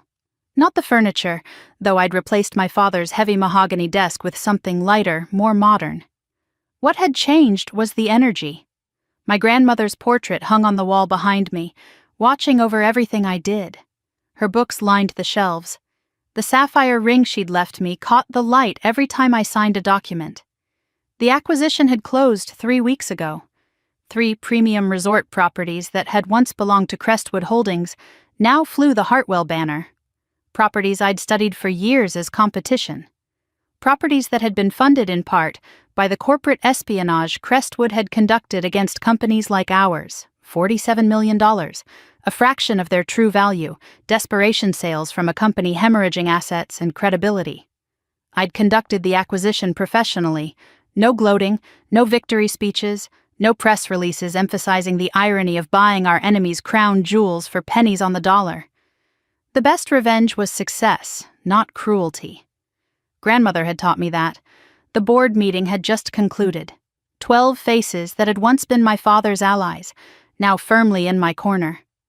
We'd reviewed the integration plans, the staffing decisions, the rebranding timeline, everything moving forward with the precision I'd built my career on. Your grandmother would be proud. The words came from Helen Park, the board member who'd known Margaret longest. You've doubled the company's footprint in 6 months. She would be proud, I agreed, not of the size, of the way I'd built it, without becoming what I'd fought against. Diane knocked and entered without waiting, her expression carrying that particular weight that meant significant news. Victor Ashford was indicted this morning. She set a folder on my desk. 15 counts of securities fraud, corporate espionage, and RICO violations. I opened the folder, scanned the charges. The FBI had traced his pattern back 2 decades. 12 companies infiltrated and destroyed, hundreds of millions in stolen assets. Marcus had been just one of many operatives in a criminal enterprise that had finally been exposed. Did they find any connection to my mother? I asked. To their history? Diane shook her head. The FBI found no evidence Catherine was involved or even aware of Victor's activities. As far as they can tell, he targeted Hartwell because of the company's value, not personal history. I considered this. My mother's college sweetheart had tried to destroy her daughter's company. Coincidence seemed too convenient. But perhaps the truth was simpler than I'd imagined. Perhaps Victor had simply recognized an opportunity when Marcus reported back about the family he'd infiltrated. Some questions didn't have satisfying answers. Some mysteries would remain unsolved. Victor's personal assets are being seized, Diane continued. His art collection, his yacht, his homes in 3 countries. He'll likely die in prison. He's 73 and the minimum sentence for his charges is 20 years. I let this information settle. Not satisfaction, not pity, just acknowledgement. He'd built an empire on theft and deception. Now it was ash. Thank you for telling me. I closed the folder. What's next on the agenda? Diane's eyebrows rose slightly. That's it? No celebration? His destruction isn't my achievement. Building something better is. Let's focus on that. She smiled, understanding. The agenda continued. The email from my mother arrived that afternoon. Formal, careful, nothing like the manipulation I'd grown up with. A request to meet. In person, not at the family home, a neutral location. Coffee, if you're willing. No expectations, just a conversation. No guilt trips, no appeals to blood, no demands, just an ask. I read it 3 times looking for the hidden hook, the subtle pressure, the familiar pattern of making me feel obligated. I couldn't find it. The cafe in Pacific Heights was small and anonymous, the kind of place where nobody would recognize us. She was already seated when I arrived, her back to the window, a cup of tea cooling in front of her. She looked different, older than 6 months ago, thinner. The polish was still there, but something underneath had softened, or maybe broken. Thank you for coming. Her voice was quiet. I wasn't sure you would. I sat across from her. I wasn't sure I would either. Silence stretched between us, neither of us knowing how to bridge 3 decades of damage. I've been in therapy, she finally said, since the wedding, trying to understand how I became someone who could do what I did. I waited, giving her nothing, making her find her own words. I told myself I was protecting Vivian, her hands wrapped around her teacup like a lifeline, that you were strong enough to handle anything, that you didn't need me the way she did, the familiar justification, the story she'd told herself for 30 years. But that was a lie, she continued, her voice cracking. You needed me. You were just too proud to show it, and I was too comfortable to look. I let her words hang in the air, neither agreeing nor disagreeing. I'm not asking for forgiveness. Her eyes finally met mine. I know I haven't earned it. I'm asking for a chance. To show you I can be different. To build something, even if it's small. Even if it takes years. I studied her face, looking for performance, for manipulation, for the mother I'd known my entire life. What I saw was different. Uncertainty, vulnerability, genuine fear that I would say no. I don't know if I can give you that, I said honestly, but I can give you this. I'm willing to try, slowly, with boundaries. Tears spilled down her cheeks. Quiet ones. Not the theatrical crying she'd deployed throughout my childhood. That's more than I deserve. It's not about deserving. I kept my voice even. It's about me being ready. I'm not doing this for you, Mom. I'm doing it for me. To see if I can hold on to myself while letting someone back in. We finished our coffee. Agreed to meet again next month. No hug at the end, no promises of reconciliation. Just two women walking out of a cafe, agreeing to try something neither of us knew how to do. A beginning, not an ending. The gala invitation had gone out weeks ago. Hartwell Hospitality's annual celebration, normally held at our San Francisco property. This year I'd insisted on Monterey. The same resort, the same garden, the same spot where I'd been slapped and humiliated exactly 1 year ago. My team had suggested a different venue. Too many bad memories, they'd said. Too much potential for uncomfortable questions. But I'd been firm. That garden wouldn't own me. Those ghosts wouldn't define that space forever. I would stand where everything had ended and show them where everything had begun. The evening before the gala, I walked through the garden alone. The chairs hadn't been set up yet. The altar was gone, replaced by an empty platform where a stage would stand tomorrow. The string quartet was silent, the flowers not yet arranged, but the ocean still whispered behind the cliffs. The salt air still carried the scent of wild sage. The sunset still painted the sky in shades of fire and gold. I stood where I'd stood 1 year ago, the exact spot where Marcus's hand had connected with my face, where Vivian had accepted his proposal, where my family had watched my destruction with smiles on their faces. I felt nothing but peace. I did it, grandmother. The words came out loud, carried away by the evening breeze. Everything you hoped for, everything you prepared for. The company is safe. I'm safe. The silence answered back, full of presence rather than absence. But I'm still learning the second part. The part about not letting bitterness win, about being more than a survivor, about living. I'll keep trying, for you, for me, for whoever I'm becoming. Footsteps behind me interrupted the moment. Diane's voice, concerned. Elena? There's someone here to see you. Who would come the night before the gala unannounced? A figure emerged from the darkness. Not threatening, hesitant. David Thorne, Marcus's father. The man who'd offered to testify against his own son. I know I shouldn't be here. His voice was low, urgent. But there's something you need to know. About Victor Ashford. About why he really targeted your family. I turned to face him fully. The ocean churned behind me. The sky was darkening, the first stars appearing. What do you mean, really targeted? Victor didn't choose Hartwell randomly. David stepped closer. And it wasn't about your mother's broken engagement 40 years ago. It was about your grandmother. About something that happened in 1961, before the company existed, before any of it. The wind picked up, carrying the smell of salt and coming rain. 1 year since the worst day of my life. And the secrets were still unfolding. Victor Ashford didn't target Hartwell randomly. David's voice was steady despite the weight of what he was about to reveal. And it wasn't about your mother's broken engagement 40 years ago. We stood in the darkening garden, the same ground where my life had shattered and been rebuilt. The ocean crashed against the cliffs below, indifferent to human drama. It was about your grandmother, David continued.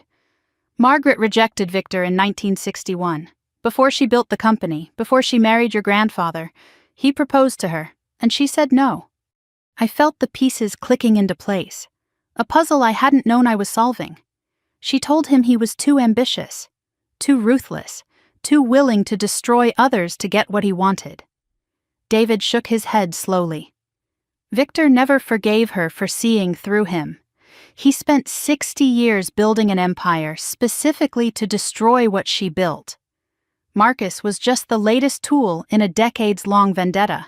60 years, an entire lifetime consumed by rejection, by wounded pride, by the desperate need to prove wrong a woman who'd seen him clearly when he was still young enough to change.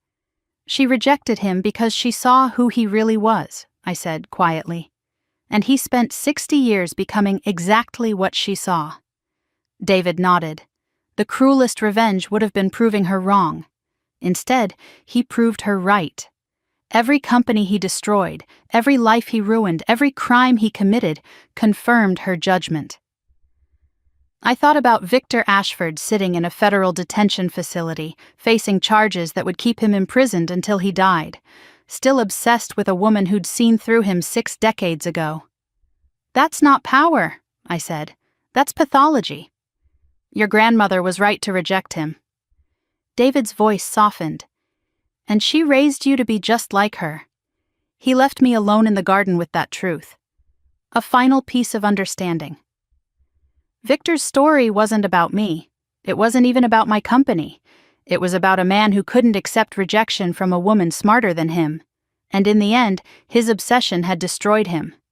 The next evening, the garden was transformed. 500 guests instead of 250. Crystal chandeliers strung between the trees, casting warm light across elegantly dressed crowds. The altar where I'd been humiliated was gone, replaced by a stage where I would soon address the people who'd believed in Hartwell Hospitality's future. I stood backstage watching them arrive, investors who'd stayed loyal during the scandal, partners who'd expanded their commitments, employees who'd worked overtime to integrate the new properties. My mother, seated near the back, keeping her promise to stay within the boundaries we'd established. 1 year ago, I'd stood in this garden in a wedding dress, waiting to be destroyed. Tonight, I stood in a tailored navy suit, waiting to celebrate. The applause began the moment I stepped onto the stage. 500 faces looking up at me. 500 people who'd watched the scandal unfold and chosen to believe in what came after. 1 year ago, I said into the microphone, I stood in this garden for a different kind of ceremony. Most of you know what happened. Some of you were there. A ripple of knowing murmurs moved through the crowd. I'm not here to talk about that day. I'm here to talk about what we've built since. I walked them through the acquisition, the new properties, the employees we'd retained, the partnerships we'd forged, the future we were building together. I talked about growth and opportunity and the resilience of a company that had survived its darkest hour. What I didn't mention was Marcus, or Vivian, or the betrayal that had started everything. They didn't deserve space in this celebration. Everything we've accomplished this year, I continued, everything we'll accomplish in the years ahead, is built on a foundation one woman laid 60 years ago. Behind me, a curtain dropped, revealing my grandmother's portrait, a new permanent installation for the resort lobby. Margaret Hartwell at 40, fierce and determined, the ocean behind her, the future ahead. Margaret Hartwell taught me that strength isn't about never falling. It's about what you build after you get back up. This company is her legacy, and I will spend the rest of my career making sure it honors her. The applause that followed was genuine, sustained, for her, not just for me. Afterward, my mother approached me hesitantly, uncertain whether she was welcome. "That was beautiful, Elena." Her voice was quiet. Margaret would have loved it. I nodded.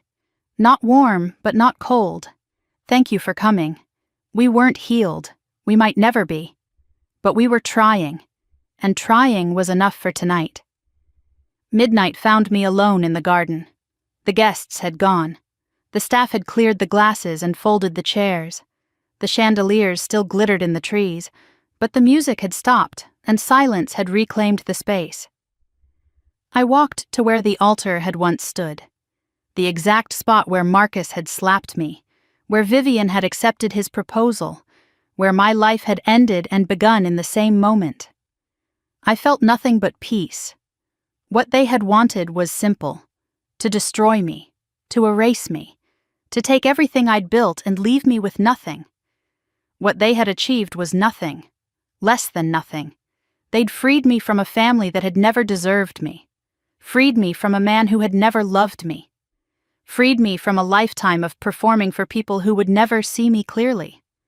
What I had gained was everything: a company, a legacy, a grandmother's love finally understood, a sense of self that no one could take away, a cottage by the sea where I could heal, a friend named Daniel who expected nothing, a mother who was learning, slowly, to change. What I had lost was nothing that had ever truly been mine. The truth I'd learned was simple: and it had taken me 32 years to understand it. Silence doesn't keep the peace. It only protects the people who are hurting you. When you silence yourself to make others comfortable, you're not being noble. You're not being strong. You're participating in your own erasure. Speaking up hadn't saved anyone else. My parents were still who they were. Vivian was still who she was. But speaking up had saved me. And that was enough. They hadn't destroyed me. They'd freed me. I wasn't the strong one anymore. I wasn't the invisible daughter. I wasn't the designated shock absorber for everyone else's dysfunction. I was just Elena. Finally, completely, unapologetically myself. They'd wanted a wedding they'd never forget. They'd gotten a woman they'd never break. If you're listening to my story right now, I want you to know something. I'm not special. I'm not uniquely strong or particularly brave. What happened to me wasn't extraordinary. It was a pattern that plays out in families everywhere, every single day. The designated strong one. The invisible daughter. The person expected to absorb everyone else's pain without complaint because you can handle it. Maybe that person is you. Maybe you've spent years being told that setting boundaries is selfish. That protecting yourself means you're not a team player. That if you really loved your family, you'd just forgive and move on. Maybe you're sitting there right now, wondering if you're overreacting, if you're being too sensitive, if you should just try harder to make peace. I want to tell you what I wish someone had told me 20 years ago. Your instincts are right. You're not crazy. You're not overreacting. If a relationship consistently damages you, you have every right to protect yourself. Even if that relationship is with family. Especially if it's with family, because those are the people who can hurt you most deeply and hide behind love while doing it. Silence protects everyone except you. Speaking up saves you. And you're worth saving. I want to hear from you. Have you been the designated strong one in your family? Have you ever set a boundary and been told you were being selfish? Have you experienced the cost of silence or the freedom of finally speaking up? Share your story in the comments below. Your experience matters. Your voice matters. And I promise you, there are other people listening who need to hear that they're not alone. If this story resonated with you, if you saw yourself in any part of my journey, I'm asking you to do 3 things. First, subscribe to this channel and hit the notification bell. There are more stories like this one. Stories about women who refused to stay broken, who rebuilt their lives from ruins, who learned that self-protection isn't selfishness. Second, share this video with someone who needs to hear it. That friend who's always sacrificing for family members who give nothing back. That sister who's been told she's too sensitive when she asks for basic respect. That woman who's been conditioned to believe her needs don't matter. Third, leave a comment telling me what boundary you're going to set this week. It can be small, it can be simple, but commit to one act of self-protection and share it here so we can support each other. You deserve relationships that honor you, not diminish you. You deserve a life where your voice matters. You deserve to be more than the strong one who exists to absorb everyone else's pain. Thank you for listening to my story. Thank you for being here, and remember, silence protects everyone except you. But speaking up, that saves you. And you're worth saving. I'll see you in the next video. This story is fictionalized for dramatic effect.